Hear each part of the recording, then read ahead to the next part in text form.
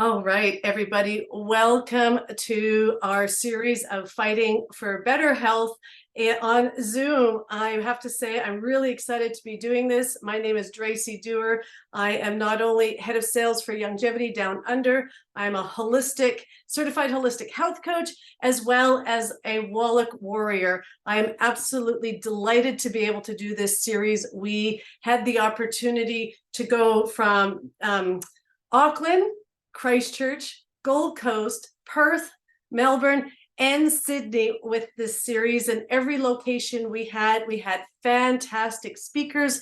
We have so many great topics, and it was really amazing to be able to go there, connect, and just really see how many people there are that are really interested in fighting for better health. And so to bring it out to the masses, we are doing this every Tuesday night at this exact time, 6 p.m. Brisbane time, and Melbourne, Sydney time is 7 p.m. New Zealand is 9 p.m. And so the rest of you, I hope you can do the math on your time zone, but we want to be consistent. And there's about 14 different episodes. We will be taking 3 weeks off at Christmas, I think the 19th till the second week of January. But other than that, put your night aside, put your calendars in, so you don't miss the opportunity to see these fantastic speakers. The other thing I wanted to share, if some of those nights you just can't make it, we will be having the recording. The recording will immediately go out to those that do register on Eventbrite, so we highly recommend you register there. It is the same link, this Zoom link. It'll be the same Zoom link for every event. Okay. So before we get started, I just wanted to set up the call and take a few minutes to just really honor why we are doing this and I guess really what is going on. And let's just face it, times have changed more than ever before. And I believe, especially in the last 2 to 3 years, we know a lot of people have had one hell of a ride. There has been so many challenges out there. There has been isolation, exhaustion, stress, people feeling burnt out, people's loss of livelihood, and even loss of loved ones. People are feeling pain more than ever before, whether it's physical pain, financial pain, or family pain. And so we wanted to recognize it's also been a time where a lot of people have actually waken up or starting to wake up. And because there is an army of us that are absolutely in the trenches with Dr. Wallach and his message, we've been able to be a voice to the people, to be here to empower and educate people about not only Dr. Wallach and his message, but the 90 for life. And there are so many fantastic people that we have in Longevity Down Under that are committed, that have their own personal experience, their own personal testimony. And so I expect, or I say to you, grab your pen and paper, strap on for the ride. We're going to have the most amazing time together. And so as we set this up, I just wanted to open up the call with who we have, just as a very simple of who Doc Wallach is, what is the 90 for life, and most importantly, who is longevity and what is our promise. So if I take the next few minutes to share that, and then we'll get started with our very own guest speaker. So I just want to share my screen here just quickly, everybody. I trust you can see this. Can you see my actual? Okay, and just put it on presentation here, full screen. Here we go. All right, so number one, what I wanted to share with everybody is that we are here living healthy, living healthier starts here, pardon me. And so we want to talk about our foundation for optimal health. Longevity's founder, Dr. Joel Wallach, has spent decades researching nutritional deficiencies in animals and humans. What he found was that good health can be found through nutritional supplementation using a specific blend of his vitamins, minerals, amino acids, and essential fatty acids. Yes, that is our 90 essential nutrients for life. And Dr. Wallach, who is he? Well, first of all, he's an internationally recognized naturopathic doctor and veterinarian, as well as a pathologist. And he's personally has done well over 20,000 autopsies himself. And in his discovery is that there's over 900 different diseases linked to nutritional deficiencies. He still to this day lectures over 300 times a year. He's the author of over 18 books and has done 75 scientific articles. He's famous for Dead Doctors Don't Lie. Dead Doctors Don't Lie being not only a famous lecture, but he's also created a book that has changed people's lives across the world in 40 different languages. The Dead Doctors Don't Lie, when they actually used to sell the CD and cassette tapes, had sold well over 300 million in its time. Well, now we just have the link. And so anybody that is listening to this call, if you have not had the opportunity to listen to Dead Doctors Don't Lie, please get to the person who invited you onto this call and get them to send you a copy so you can hear this famous lecture. The other one is that he's been featured in a documentary called The Audacity of Health. And again, another life-changing documentary that's about 40 minutes long. And it is of the 50 years of commitment that Dr. Wallach has. There's so many fantastic things that we can share about Doc, but the ones that I love to share personally is the fact that he is so committed on every day to changing people's lives, that he does those live calls, Q&As, and he's in his 80s and he's still out there sharing his message, trying to change people's lives. Okay, oh, there we go. So as I said to you, Dr. Wallach has connected over 900 different health problems directly to deficiencies of these 90 essential nutrients. In other words, our body is desperate for nutrients. And what we have discovered about the problem is that we don't get the nutrition from our food alone. It's just one piece of the puzzle. We need to give our body what it needs. And if you do, it'll do amazing things. And what the solution is the 90 essential nutrients, being 60 minerals, 16 vitamins, 12 amino acids, and a powerful blend of essential fatty acids. These 90 carefully have been selected nutrients, 90 carefully selected nutrients for your body that you need to strive to feel your personal best. And so here's what our 90 for Life that has been created as our solid foundation for nutrition. Number one being our Tangy Tangerine. This is the ultimate multivitamin and mineral supplement. This one is just the bee's knees. It contains energy boosting nutrients, probiotics, prebiotics for your digestion. It supports a healthy immune system, and it's made from organic plant-derived whole food.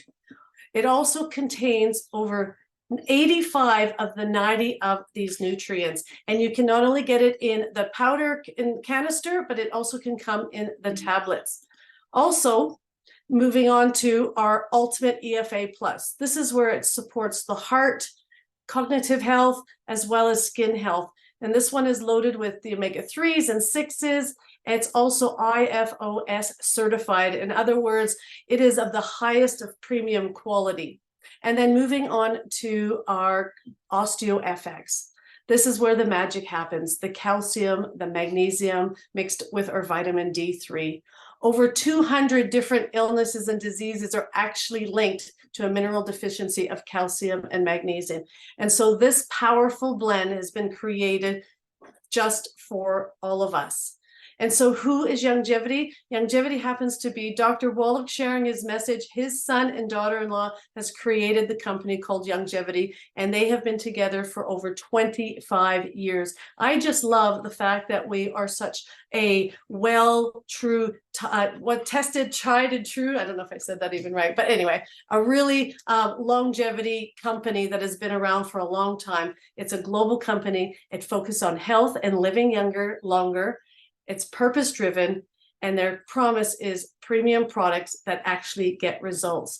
And so, oops, I think I just jumped here. So our promise to you is to give you a product that is absorbable, that the potency is of highest quality, the purity is of the best, that it's a science-driven, and it is designed just for you. So today we are talking about a very specific topic. And so we want to talk about topics that are about targeted nutrition. And so talking about targeted nutrition, we know there is a lot of people out there with pain, and not just financial pain, but we talk about the physical pain.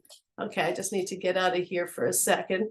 And so we together today want to actually talk about our, sorry, I'm just trying to find here, stop sharing. Here we go. Talk about back pain. And so I know a lot of people out here suffer with back pain, neck pain, head pain. Let's just face it, it is definitely something that stops us from doing what we want to do.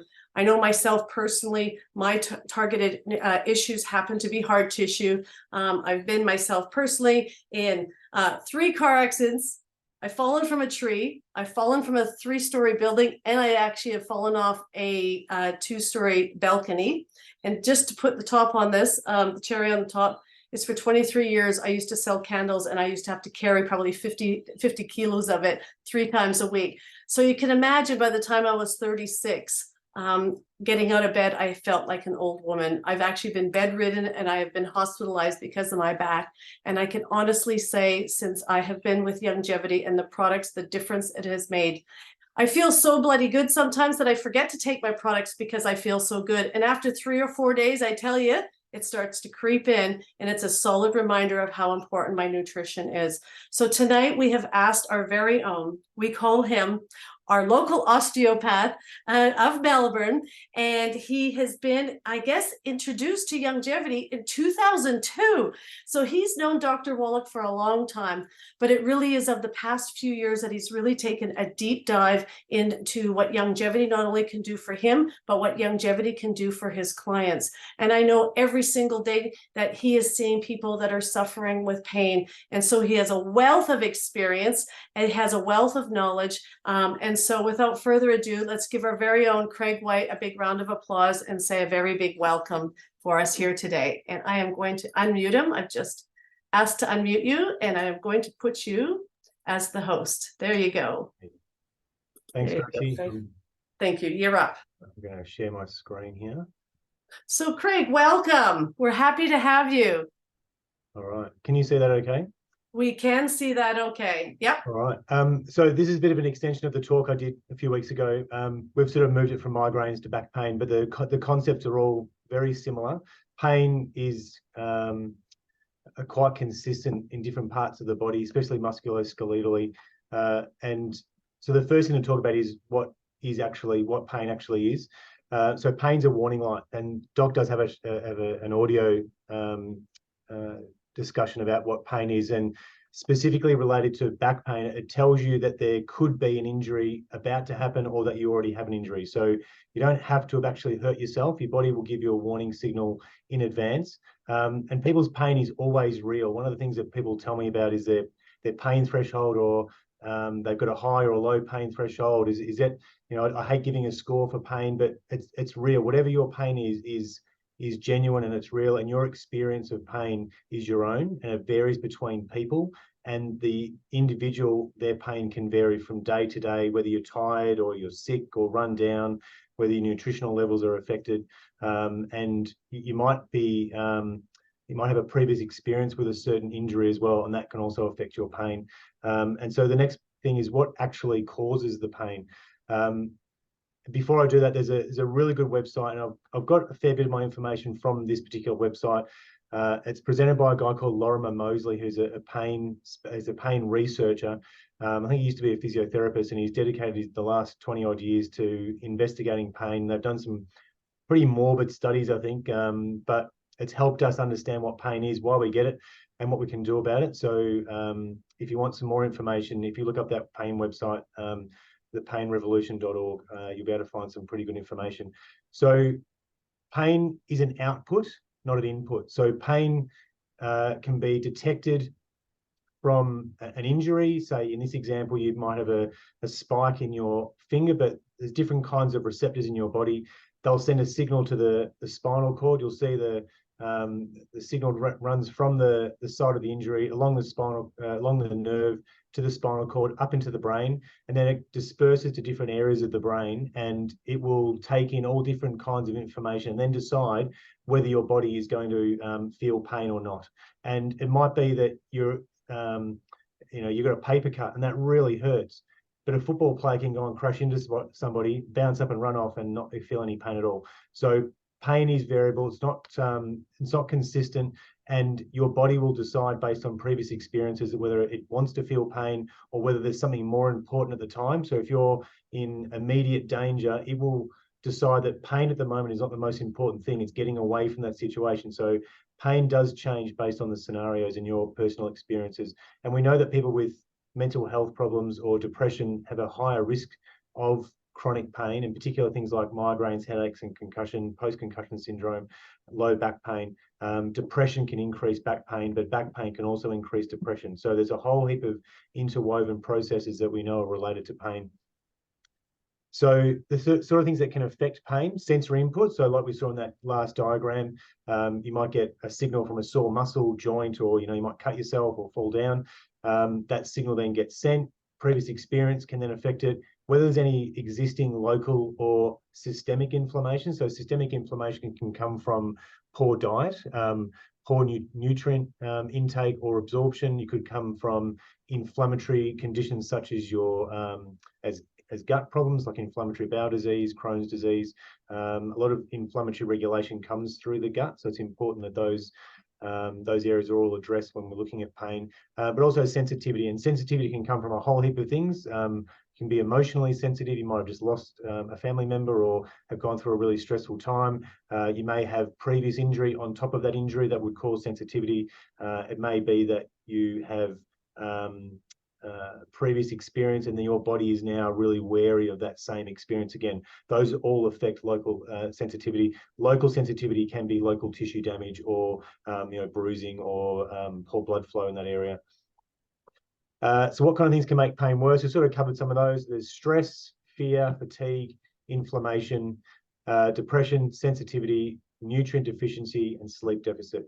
And the thing with sleep deficit, it also is interrelated with things like stress, fatigue, inflammation, depression. They all can affect each other. So one of the keys there is actually sleep. If you don't get enough sleep, you're not healing. And stress will affect sleep, but poor sleep will also affect stress. And stress is one of those things that's like a supercharger for pain. If you're under stress, you're almost guaranteed that whatever your experience is going to be much worse. So it's important to control each aspect of the pain, not just the physical injury itself. So specifically related to back pain, what are the mechanical causes of back pain? So one of them is called a trigger point. That's one of the most common things that I'll treat in my patients. And that's just a tight band of muscle, but it's also related to spine dysfunction. That could be wear and tear in your spine. It could be a disc injury. It could be a sprain. You might have been a little bit like Dracy and fallen off a few balconies and sprained your back, or you sprained your facet joint or something like that. Stress, obviously, as we spoke about before, the mechanism there is cortisol. That's a stress hormone that can deplete your body of nutrients, including vitamin D, zinc, vitamin C. I think magnesium is one of those as well. Inflammation, as we discussed. Fatigue, if you're tired or run down, your body's not going to cope very well with all of the things it has to do, and pain is just one of them, or managing repair and growth. And fatigue will definitely make those things a lot worse, and nutrient deficiency, as we discussed before. Poor posture, and that can be, posture is just how you are standing, sitting, or lying. It's your position. So often people who sit for long periods of time, you might have really good posture when you're sitting, but the sitting is the problem. You can have perfect posture but still get sore from sitting for long periods. It's the way you might be doing a manual type job, and if you're bending and your posture's really poor, the way you're lifting things, it could be your sleep posture, your pillow, which position you lie in. I do a lot of sleep assessments on people, and it's amazing how many people lie in quite strange positions, but it's often related to either pain in their shoulder, they've got to twist their body and try and relieve pressure some way, or they've sort of found a way to get comfortable, but it really doesn't suit. They're not in a neutral position. It doesn't suit recovery, and you need to be quite comfortable at night. You tend to toss and turn a lot, and that will affect your sleep. Overuse, so it's doing something repetitively too much, your body fatigues. Trauma or fall, the Dracy type injury, strains, and referred pain from internal pathology such as maybe a cancer or heart problem. Could be period pain. It could be gastrointestinal problems that can refer to your back as well. So we're going to try and sift our way through some of those causes. Now this is an example of where pain can come from a mechanical point of view. This is a trigger point for one of the glute muscles, your glute medius, and that the X marks a spot where they've tested, they've stimulated the muscle, they've tested that person, and those red dots represent each person who said, that's where I feel the pain. And so you can see that it can be quite a broad area, but this is called referred pain, but pain from the glute can go to the back. And if we go forward to the next slide, this is the psoas or the hip flexor muscle. It actually sits on the front of the spine, but it helps you bend your hip up. And that can refer to the front of the thigh, or over here you can see that it's actually going to the back as well. So it's not always in that local area. It can be somewhere else that's related, but not right where you touch. So you can push on those areas and not necessarily feel pain. You might have to go to the source. And this is the last one. This is a referral pattern from your abdominal muscle. And you can see that irritation in the front can actually cause pain in the back. And this one's up around the rib area. This one's across the low back. So what's a trigger point? So a trigger point, this is the definition according to the American Family Physician article. So a trigger point is a discrete, focal, hyper-irritable spot located in a taut band of a skeletal muscle, and it can produce local pain and referred pain. Now, what does that all mean? It means you've got a tight, painful muscle, which is sensitive and can cause pain to travel to a distant area. And from a physiological point of view, the mechanisms that are causing that, there's reduced blood flow, and that can come from a contracted, tight muscle that squeezes those small blood vessels and restricts the flow of blood in and out of the muscle. It can relate to an energy crisis, which then comes back to fatigue. That muscle has been overworked. It can't keep up with what your body's asking of it. It's not producing enough energy, or it's building up a lot of waste products and the metabolism can't keep up. Inflammation, which can be local or systemic. And all those factors can lead to poor healing, and your body then has poorer quality tissue. You might have scar tissue build up instead of a complete healing process, which gives you, nice, healthy muscle tissue or skin or connective tissue.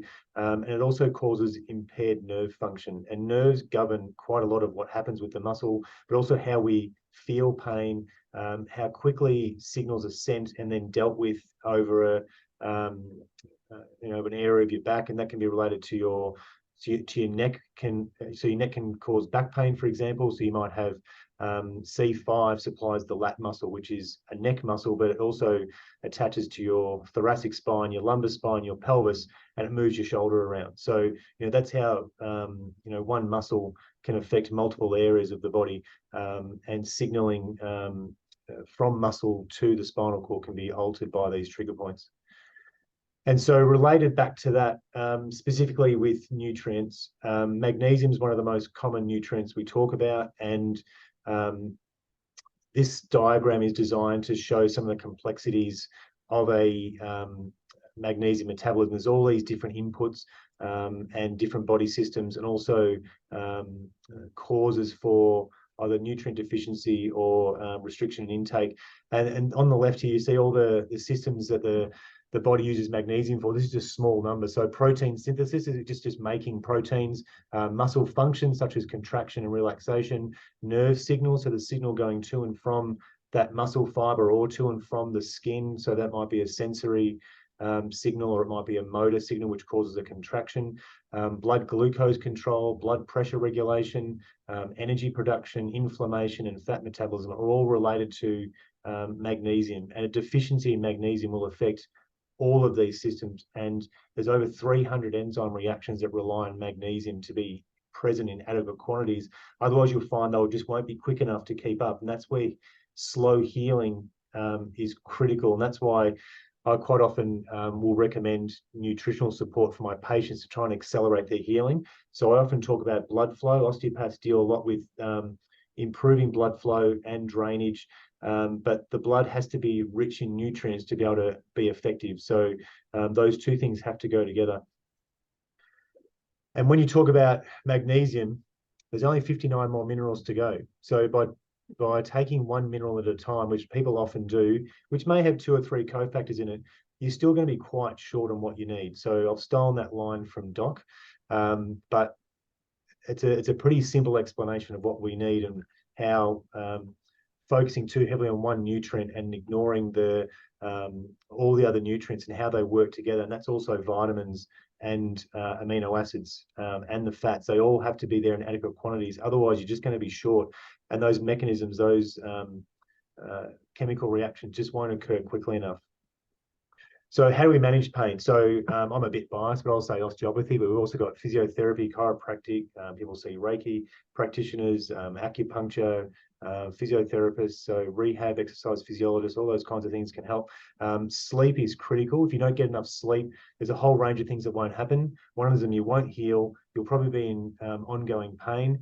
You'll be tired, and you'll also increase your risk of things like dementia, cardiovascular disease, and it's very difficult to lose weight when you don't sleep well enough. And weight is often a contributing factor to back pain. You need to exercise, and that can be a little bit, or it can be quite a lot, but it's got to be right for you. That might just be walking. So sitting all day, you've got to get up and move. So walking is one of the best ways to get that to overcome that. But you need to improve your blood flow, and moving is the best way to do that. Inflammation and gut health is a key starting point for that. Obviously, nutrition, as we spoke about just before. And just quickly on sleep, one of the biggest problems that people have is they don't really know why they're not sleeping. It's either stress related or there's a whole heap of other factors, but one of the main ones is their diet. So having high intakes of carbohydrate will affect the way you sleep, and it can wake you up in the middle of the night. So you need to try and keep your carbohydrates down, and have, especially close to bedtime, in the few hours before bed, you really don't want to be loading up on carbs.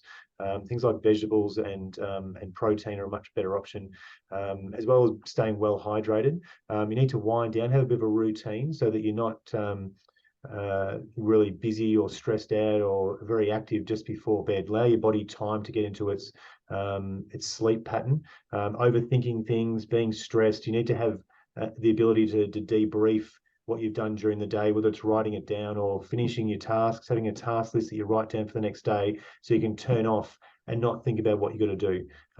Obviously, light, looking at devices, your brain uses light as a guide to when it's time to start winding down and go to sleep. So if you're looking at particularly artificial light and blue light, it does mess with your circadian rhythm. So you need to be able to try and dull the room, have appropriate lighting, and then allow your body time to calm itself down. Avoiding stimulants, things like coffee, tea, guarana, caffeine, all those sorts of things are going to not be great. And minerals such as magnesium, vitamin D3, and zinc can help your body get a better sleep. Particularly magnesium. A lot of my patients do say that they sleep much better when they have magnesium before bed. And this is just a handout that Tracy put together, which I think you'll be able to download from the app. Just has some dot points about ways of helping with your sleep. We call it sleep hygiene, and these are all good methods to try and help get better sleep. Now this is my favorite mattress. I tend to recommend this for patients, but one of the things you'll find with this mattress is you need to have proper alignment. And so when we look at people sleeping, this is the best sleeping position on average. You need to have a straight line, ideally from the neck and the head all the way through the spine. If you're twisted or contorted, you'll find that one side will be slack and the other side will be stretched out. So the mattress is sort of hammocking and it's got this loop about it. This lower side will be stretched out, this side will be compressed, and you'll develop these patterns of strain in your body.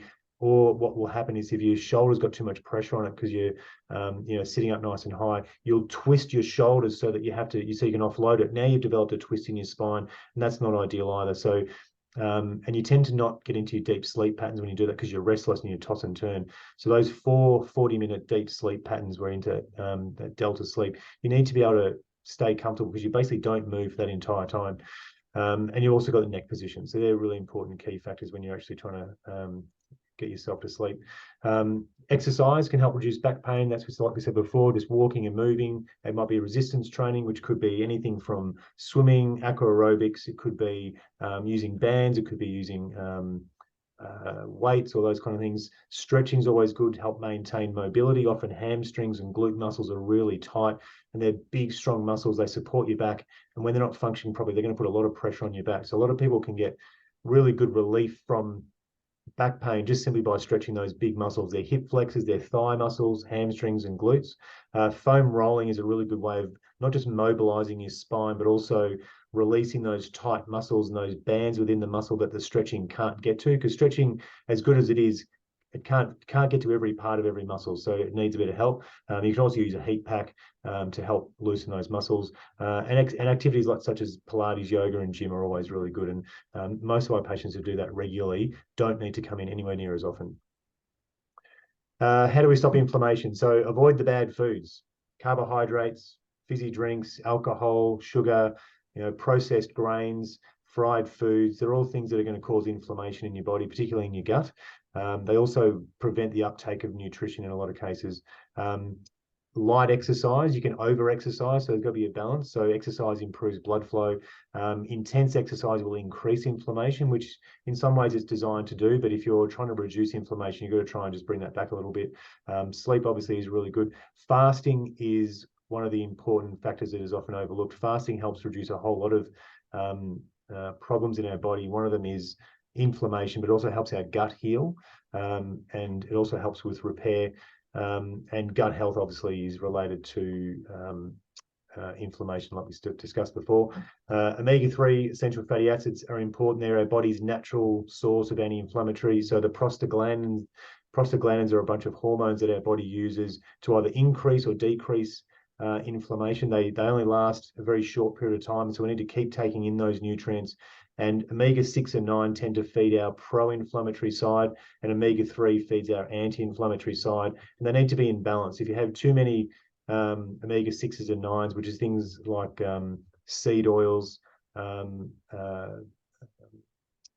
coconut oil, olive oil, vegetable oil, those sort of things, and not enough of the fish oils and things like avocado and eggs will have omega-3s, you're going to be out of whack and you won't be able to regulate your own inflammatory processes. Magnesium is good. It's an important mineral in recovery, but also in inflammatory processes. Probiotics are a great way of reducing inflammation, mainly through the gut, and they help regulate the microbiome. Nightly Essence is probably one of the best probiotics I've ever seen, and the outcomes from a lot of my patients have been really good. Within 2 or 3 weeks, they really notice a difference. Their diarrhea is stopped, their bloating stopped, their pain's gone away, their gut is now functioning properly, and they're feeling a whole lot better. Their energy comes back. So I can't recommend that highly enough. Antioxidants. Now, you can either get antioxidants in food, so anything the berry has got antioxidants in it, but the key nutrients there are selenium, vitamin A, vitamin C, vitamin E, and as Tracy said before, they're pretty rich in the BTT. Gut health, and there's a repair protocol which Joanne Conaway has done, which I think is here. There it is. And this is a really good protocol. This is the main protocol I put people on, and it only works every single time. I haven't had anyone fail yet, and I've had quite a few people on it, so I'll be continuing doing that for sure. Nutrition. So baseline supplements, you want to have the minerals, the vitamins, and essential fats. If you can have one of the plant-derived minerals, herbal rainforest or osteopaths, you've covered all of your essential minerals. The osteopaths obviously gives you extra calcium and magnesium, so I recommend that for patients who seem to be a bit deficient there. The herbal rainforest has a really good effect on gut health, and the plant-derived minerals just on its own is pretty amazing. I've had patients recover from type 2 diabetes just taking that, and their doctor said after 2 months of taking it, what happened? Your diabetes is gone. He said, I've just been taking this drink. He goes, oh, well, keep taking it. And that was the end of the conversation, unfortunately. I don't think he put the rest of his patients on it, but the plant-derived minerals just on its own will give you almost everything you need from a mineral point of view. The BTT has got all those cofactors that you need for metabolism to work at its optimal, and most of my patients who take it all say within about 1 to 2 weeks is a common time frame, my energy is better, and they just generally start to feel better. There's less pain, less fatigue, they sleep better, their gut health is starting to improve. I had one lady actually who had her sister-in-law had endometriosis, lots of inflammation, couldn't get pregnant. She said, what do I do? I told her to take all these things, take the baseline nutrient supplement program, take the probiotics. All she did was take the BTT and cut out the bad foods. She's now effectively, well, symptom-free, and she's also pregnant. So that was just taking the BTT and changing her diet. So it shows how powerful some of these things can be. And just having nutrients helped resolve or at least improve her situation. So she'll still have problems, but she's definitely a lot better. And then the EFAs are going to give you a good source. That I usually recommend between 2 and 4 a day as a baseline, and get as much as you can through your foods: avocado, eggs, and fish. All right, so just a quick one on minerals. So the difference between organic and inorganic minerals. Inorganic mineral is plant derived, it's been drawn from the soil, it's been taken up by the plant, and it's changed its chemical structure so it's in a form that we can absorb. So it becomes acidic, negatively charged, and colloidal, meaning it's in a small particle size, which is highly absorbable for us. An inorganic mineral is basically clay or rock, and that's how they're derived. That's what most of the nutrients from the supermarket, the chemist, and the health food stores are made from, is clay or rock. They're alkaline, they're positively charged, and they're larger particle sizes, and they usually have an amino acid wrapped around them, so they're chelated to allow better uptake and absorption, but they're still not in the same format that we need. And so the difference is stark. You're talking, 98% absorption versus sometimes as low as 5%. It's not even worth taking. You might as well just go and spend some money on better food. If you're going to supplement, you might as well do it properly and get the best stuff. And if you can find something better, take it. But I haven't found one. So if you find one, let me know. And in terms of improving back pain, this is another handout that Tracy did, which summarizes a lot of the key things that you can do. Most of the stuff we've discussed here. There's also some products at the bottom there, which outside of just the key nutrient pack that you can take to help with back pain, there's got the essential oils, you've got the deep sea bath salts, which I often recommend people have a hot bath. And putting the sea salts in there is going to make a big difference. The collagen peptides is also really important, so I have to thank Jeanette for putting me onto that. I take those every day. Not only good for gut health, but connective tissue is really good. Joint health, I've noticed a difference just taking that on its own. All right, that's it. Thanks very much for listening. Hopefully that was helpful. If you've got any questions, I'm happy to take questions. I have. Oh, just 1 minute. I just first of all have to really say a really big thank you, Craig. We really appreciate it. We know how much you are committed not only to helping people, but you've come from a practice for quite some time. Do you want to just share with everyone how long you've been doing this and some of maybe the other key things that you've done that really kind of sets you apart from other osteos? Well, I've been in practice for a bit over 20 years, probably 22 years.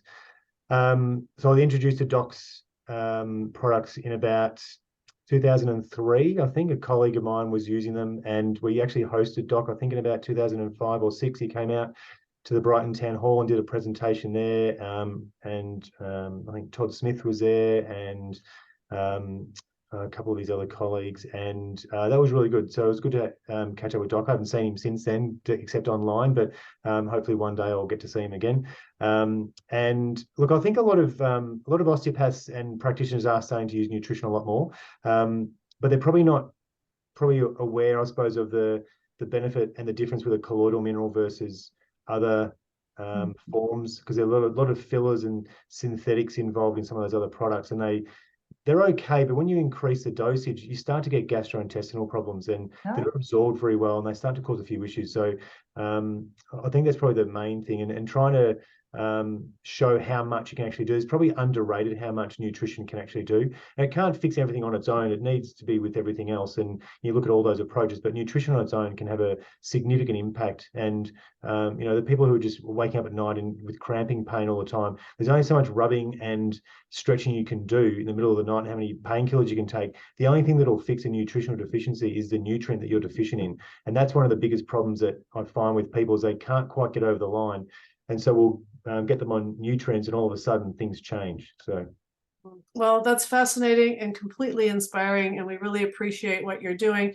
And I know you have a passion or a mission to help get more practitioners to add nutrition to their protocol, and that's something that you're wanting to really move forward on. Is that correct? Yeah, that's right. Yeah, so it's good, but sometimes people will come to me and ask me questions that maybe they should be asking their doctor, but the doctor's not really across the depth of nutrition that they would need to be, and it would be good to have a few doctors on board to help lead the way, because they really are the center of primary healthcare, but they've probably been a bit distracted by the amount of pharmaceuticals that are pressed, because that's where all the research comes from. So trying to change their focus, they're right there, they're ready to go. They just need to have that glance to the side and look at how effective nutrition can be and solve the problem. So trying to promote health rather than fix disease. You can prevent or cure most conditions with nutrition, but if it's not up to standard, you're not going to get there. So,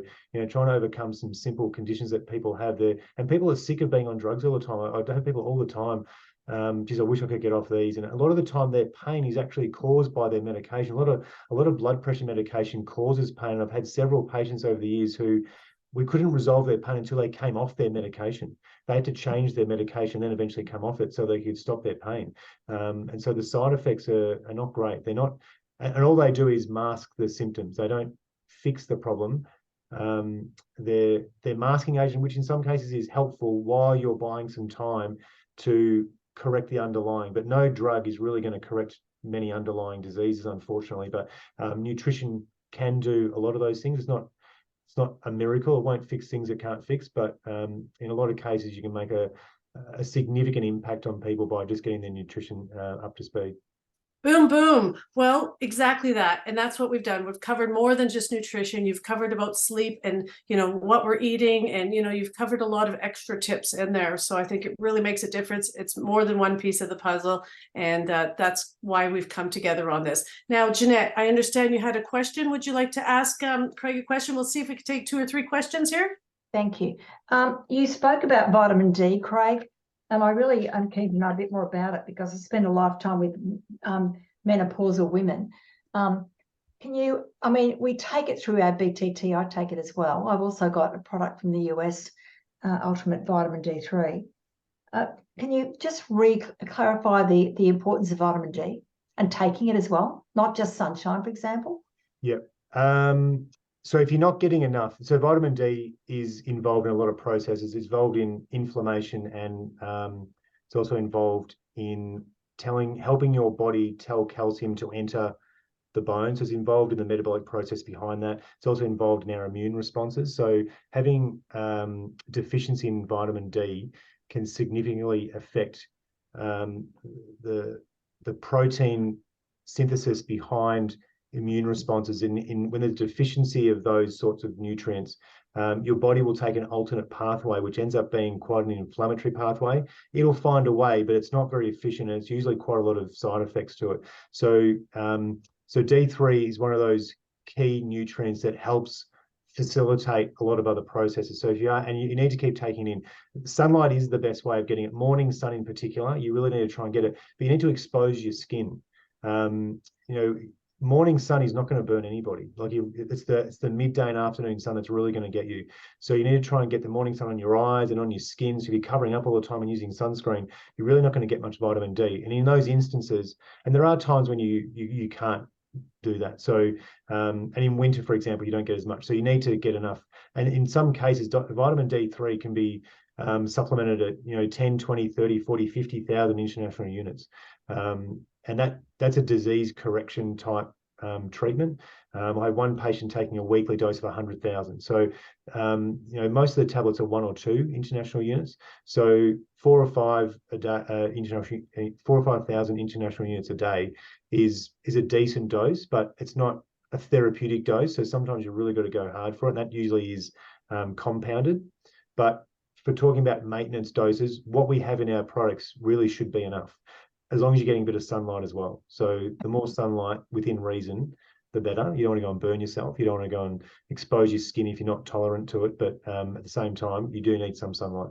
All right, thank you. And just to add to that, our Citrus D spray is 6,000 IU units in it, in the vitamin D spray that we do have. That's gold. And you can just spray it. They're really easily to absorb and easy to take. Yeah. So, yeah. Seems Excellent. underrated. I've got Gary's got RA, and his rheumatologist is always banging on about vitamin D, and I pump it into him all the time. But how do you know when you've had enough?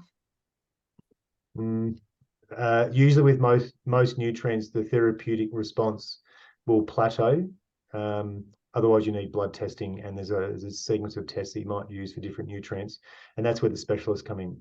They'll keep an eye on those levels, because as soon as you change one thing, you can affect another. So you really need to make sure everything's in balance. You can't get carried away with taking too much zinc, otherwise copper is going to become a problem. So in those instances, if you're taking high doses, that's where you need to be under the care of a physician to keep an eye on the levels, and you get blood tests done, and also look at the therapeutic responses and interactions with other medications or other nutrients. Okay. Excellent. Thank you. I've taken notes, Was yeah. there Thank you. was there anyone else that had a question that they want to share? If we're thinking of questions, was there anybody who wanted to share what they really appreciate or got out of the call today, what they really enjoyed?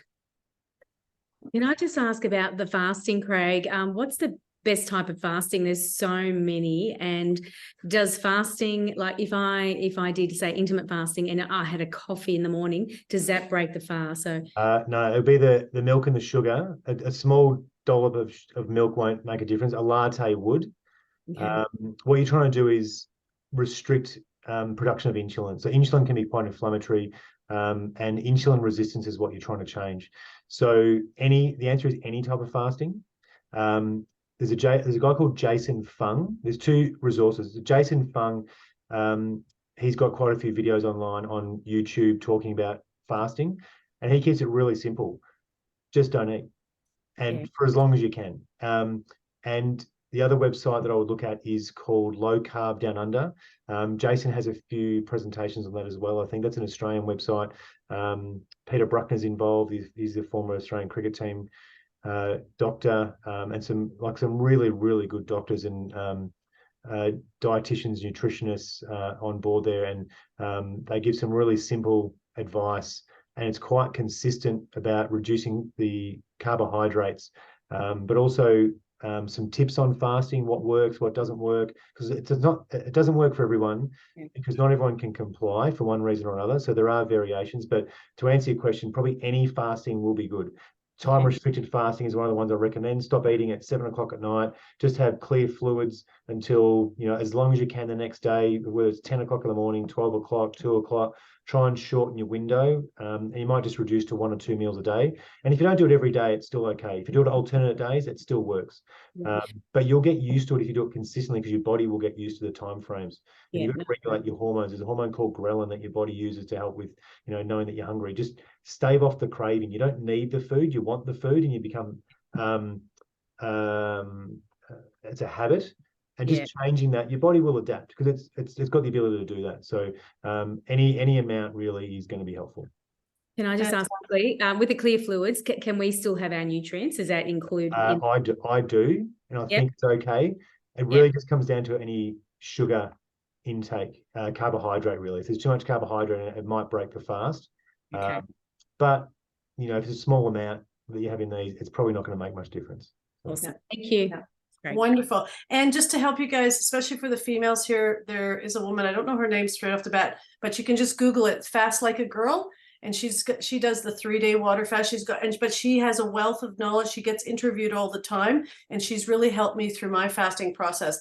I've done Ben Fuchs recommended 2 days to really get yourself kick-started, to really eliminate the foods and find out what foods start affecting you. But then I've done the 3-day one now, I think 3 or 4 times, that I actually gets easier each time, and I'm motivated to even add another day and another day, because it just gets better, and I feel next level. My brain fog and everything, like my creativity just goes out the roof. So you can imagine, it's a great feeling, and it definitely eliminates a lots of inflammation. So Tracy, just a quick point. It's really important to make sure that you maintain your fluid intake. Yep. Salt, magnesium help your body absorb fluids. So making sure you're keeping your nutrient intake up, but also fluids. Otherwise, you can't really fast fluids. You've got to keep those up. That's really important. And leading into the fast, you should try and maintain. Don't just start drinking the day you fast. We take a lot of fluids in from our food. So if you can keep the fluids up, that's really important. And if you're hungry and you can't cope, just stop. Yeah. So you can always try again. So and like I said, and she's really big on taking the nutrients through your fasting and with the liquid, and she teaches you how to break the fast as well, breaking the fast with a bone broth, with the kimchi, and then the meal. So she does a really good job explaining that. But that's for those that want to learn more about fasting. But our time, I just want to say, Craig, we really appreciate you, and we want to just say a huge thank you. As people watch this, if you do have questions, I highly recommend send them to me at dracy@youngevity.com. We'll definitely make sure we answer them on the next call as we go through that. I'll even just bring them to Craig if I get any more questions. I want to highlight to those of you that are actually watching, how you guys can help make this a success. And so now that you got this link, and as more people register for up and coming events, that you can also make sure, if you're inviting people, following up with them with an email, following up with them that they have the link. That's really helpful. I want to highlight that we do have a good food, bad food list if you are listening to this. And just if you're a guest, please talk to your distributor that invited you, and they can send you the good food, bad food list. They can send you the back pain. They can send you the sleep pain, all those protocols that are fantastic. Craig was able to share with everybody. I want to say next week, though, we're going to expand on what Craig was talking about, and that is gut health. And that is our very own Gracie DeSensi is going to be doing not only the tips on gut health, but she's also going to be talking about the gut health protocol, especially for those that have real gut issues and really want to take it to that next level. So again, we appreciate everybody that's here, and we just look forward to seeing you on the next call. And we look forward to you sharing this Fighting for Better Health series. Again, I thank everybody for joining us, and I look forward to seeing you next week. Thanks, Craig. Great. Thanks, Tracy. Thanks, Craig. Thank you so much. Thank you. Good. Really appreciate it. Thank you. See you later. Thanks, Craig. That was awesome. Great work, Craig. Thank you. That's awesome. Great, thanks. Oh, there's the doc. Thanks, guys. Thank you, Tracy. Thank you, Craig. Okay, no worries. Yeah, absolutely, guys. Bye.